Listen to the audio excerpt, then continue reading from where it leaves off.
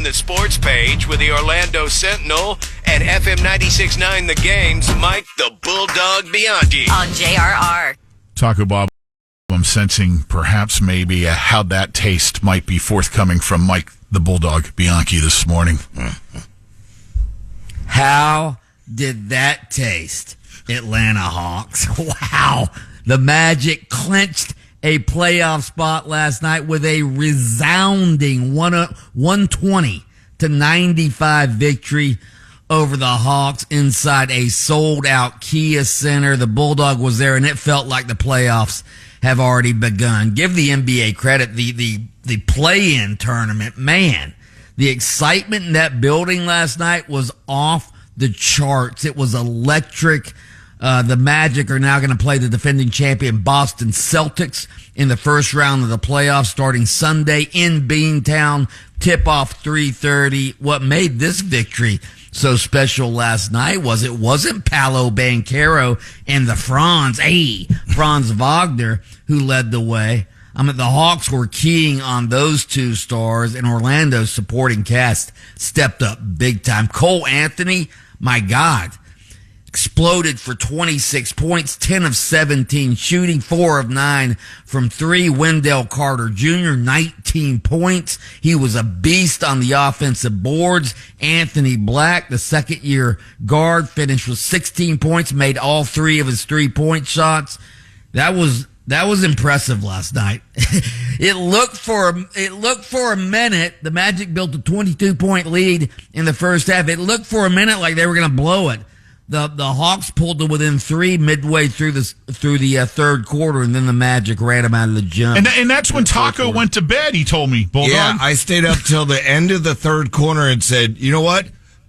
Or whatever it was, they're down 3. I go, I'm out. I'm not even going to watch anymore. And question for you, dog. You being the number one Magic fan, though, right. He of little faith, Taco Bob. No, but I had faith. I was just kind of like, I'm not going to hex this. So it's finally, excuse me, little goober there.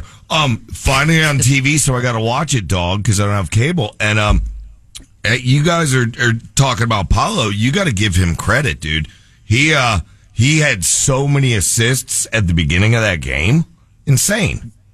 Yeah, he filled up the stat sheet. He had 17 points. He went to the free throw line a lot. 9 of his 10 free throws he made. 9 rebounds, 7 assists. The Franz, even though he didn't shoot well either, he had a double-double with 13 points, 13 rebounds. But I'm not in any way saying that the Magic are going to beat the Celtics in this playoff series. But I will say this. The season has a whole new feel to it. Making the playoffs, I think, sort of resets what we think of this Magic team. I mean, let's face it, a month and a half ago, we thought this team was going nowhere. They looked more like a lottery team than a playoff team. And now they're in the playoffs. They're playing the defending champions. They're peaking at just the right time. They won 8 of 10 to clinch the play-in home court advantage. And they're shooting. They're not shooting great, but they're shooting better. Their defense has remained dominant. Brandon Kravitz, who does the afternoon show on our station, he thinks the Magic are built to not beat the Celtics, but at least make the Celtics sweat a little bit. Let's rewind a little bit further back into the season. There was a stretch, Bulldog, where many NBA observers would make the common comment that, hey, this Magic team is a team that you might not want to run into in the playoffs. Right. So, right. Hey, stranger things have happened. Second best defense in the NBA, they say. Meanwhile, over in the West, you got the Warriors 121-116 over the Grizz, dog. Listen to Taco parroting Stan Van Gundy's stats from last night. You better believe it, baby. I finally got my voice back. Sorry, that was from staying up until almost 10 or whatever time watching that crap. Good game, the guys. Warriors, playoff Jimmy turned into play-in Jimmy last night. Jimmy Butler, who forced his way out of Miami at the trade deadline, landed with Golden State. He looked great last night, led the Warriors with 38 points, 7 rebounds, 6 assists. The Warriors advance as the 7 seed in the Western Conference, much like the Magic did in the Eastern Conference. Jimmy Butler, say what you will about his exit from Miami, but he has been a star in Golden State. He takes the pressure off of Steph Curry, who, by the way, scored 37 last night. Golden State now headed for a first-round series with second-seeded Houston. Houston sort of is up-and-coming young team. I would not be at all surprised if the Warriors beat the Rockets in that first-round series. In fact, with playoff Jimmy in the fold now, the Warriors could win. They could win a title this year, quite frankly, coming out of the play-in. So we'll see what happens. Big news in the NFL. The Miami Dolphins and their GM, Chris Greer, announced yesterday that they want to trade star cornerback Jalen Ramsey. So he's on the trade block. The Dolphins are a mess. The Dolphins said this has nothing to do with Ramsey wanting out. Bull. The Dolphins are covering for Jalen Ramsey to keep his trade value up. Jalen Ramsey wants out. Tyreek Hill wants out. The Dolphins are going to have to rebuild here, Lynch. Well, right when you got back on board, Patty. Very familiar with that movie, so I mean, it's like I'll know. I know how what the plot is and how it ends. The Dolphins are just they're the poster boys on how not to build a roster. They essentially took Tyreek Hill, a diva wide receiver, built their offense around him.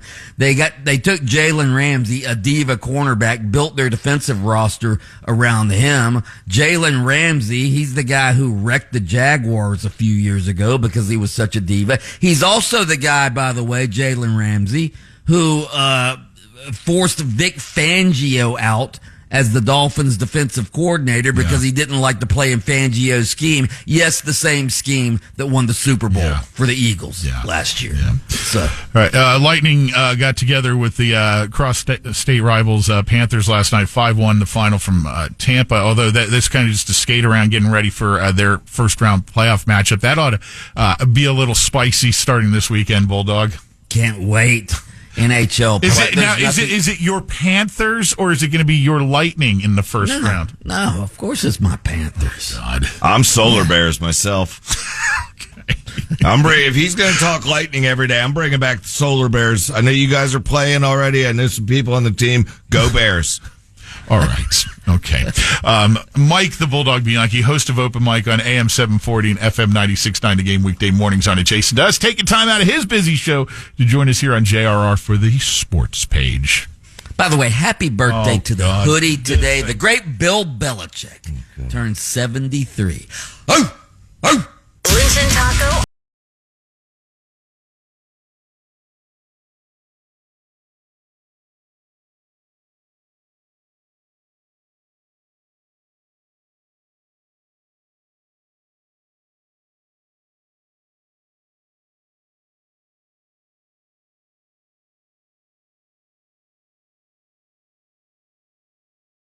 On demand. Download the iHeartRadio app.